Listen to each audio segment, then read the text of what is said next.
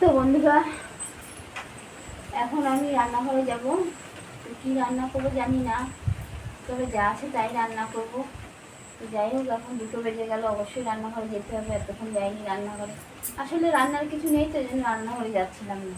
তো চলো, আজকে তোমাদেরকে নিয়ে রান্নাঘরে যাবো আর দেখাবো কি রান্না করবো আজকে। চলো বন্ধুরা, তোমাদেরকে সাথে নিয়ে রান্না করতে যাব।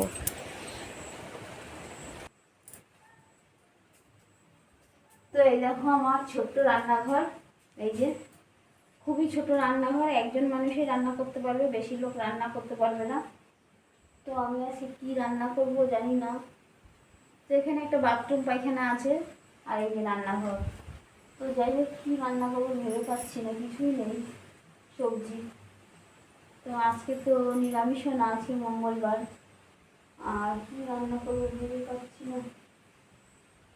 হ্যাঁ, খুঁজে পেয়ে গেছি।